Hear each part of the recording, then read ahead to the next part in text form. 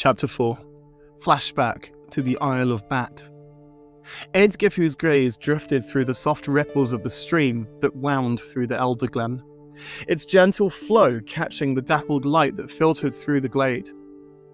The sight stirred a memory, distant yet vivid enough to feel immediate.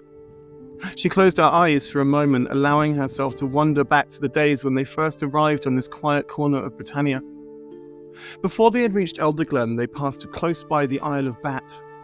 The name alone conjured a shiver of curiosity, its reputation steeped in quiet mystery and lore.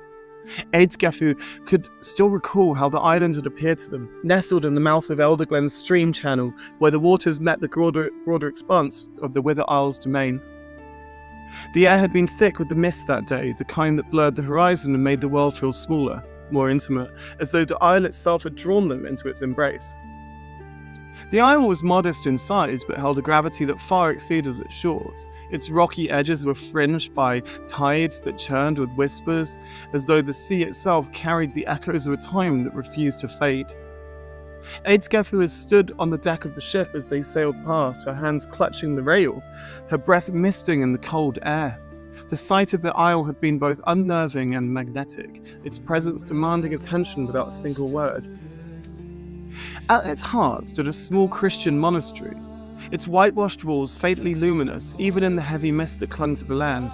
It appeared humble at first glance, but a quiet sanctuary standing resilient against the elements. But Wyther had told her there was more to it than its modest appearance suggested. "This place bears the weight of two worlds," her mother had said, her voice as soft as the breeze that played in her air. "A sanctuary raised upon the bones of what came before." The monastery's foundation, Wyther had explained, rested upon the remnants of an ancient pagan shrine.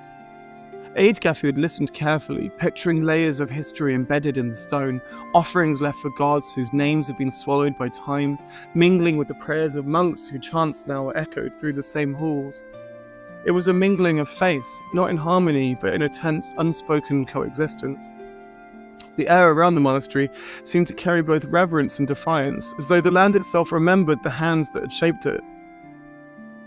The memory of the island stayed with Eadgifu for long after the ship had moved on, its hull creaking as it fought against the tide. She could still picture the way the monks had moved along the shoreline, their dark robes blending with the mist, their steps deliberate as though each one held on purpose. The scene felt etched into her mind, a reminder of how even the quietest places carried stories as deep as the roots of the old wood itself. Wyrth's words from that day lingered now as she sat in Elderglen, her fingers tracing absent patterns on her cloak. "The word weaves through everything, child," her mother had said. "Faith, stones, memory, all are threads of the same tapestry. What you see may be small, but its roots are deep and its echoes are far-reaching." Eadgifu opened her eyes, her gaze settling once more on the gentle stream that meandered through Elderglen. Its waters, clear yet laden with sediment from distant hills, carried murmurs of a land in quiet rhythms.